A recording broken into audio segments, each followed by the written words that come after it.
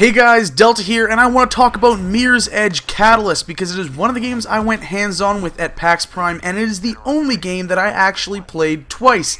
Yes, I liked it that much that I played it a second time. To be fair, the second time I played it is because we set up an appointment and skipped the line entirely, but the first time around I did sit in line for it. Now, maybe one of the most notable things about Catalyst is this felt like one of the most polished demos I played maybe ever at PAX.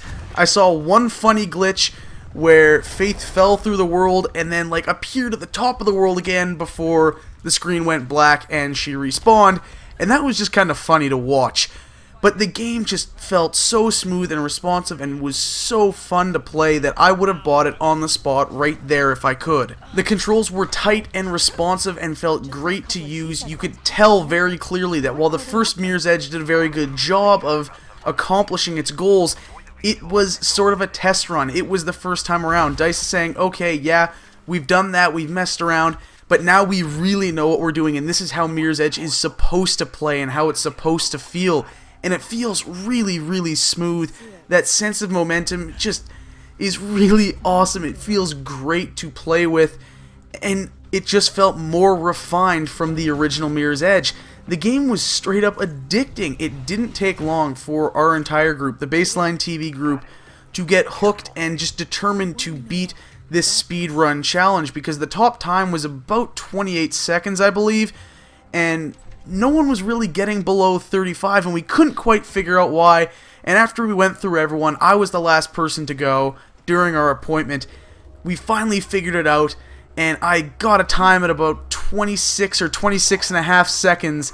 Topped that time, one of the best times I think they saw at the booth. The guys at the booth were pretty excited that I beat that time, and it was just a blast. It got its hooks into me very quickly.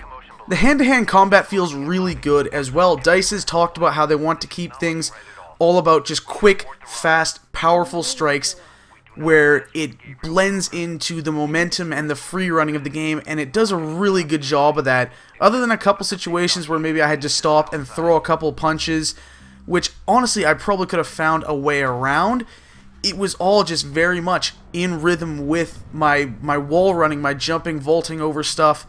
And it felt great, and it looked cool, and I really, really enjoyed that. While we were limited, the open world format that Catalyst is bringing in, I thought worked really well. This is a game that from the get-go I thought taking that Mirror's Edge formula and putting it into an open world was a very, very good idea. Some games, you know, it doesn't work. It loses something when it goes from being linear to open world. And again, while I had a limited section to mess around with in this demo, I think it's going to work really well. I think it adds another level of exploration and freedom to the game that really improves it. The game, of course, is still visually striking. Mirror's Edge is known for having these very clean visuals where white is the predominant color, but then you have these very, very bright reds or yellows or oranges or all these other colors that accentuate and highlight elements of the environment and make them stand out. And the game very much has that, but I think it's also more detailed looking than the original. It isn't quite as clean, those white elements, but it still has the same sort of aesthetic, just supercharged by the Frostbite engine, which is doing some crazy, crazy work here. The game looks fantastic. It really is. It's quite beautiful. I got a sense from the few cutscenes that were included in the demo that there's going to be a lot more of depth to the world building this time around as well. The early cutscenes showing Faith getting out of prison and going through the street levels and then reconnecting with her group of runners were giving me some sort of Deus Ex-ish vibes, which was really interesting to see. I can't wait to see how that plays out, because the first game, while it had an okay, a serviceable story, it didn't really have a lot going on in that region. So Mirror's Edge Catalyst is releasing on February 23rd, 2016 on PlayStation 4, Xbox One, and PC.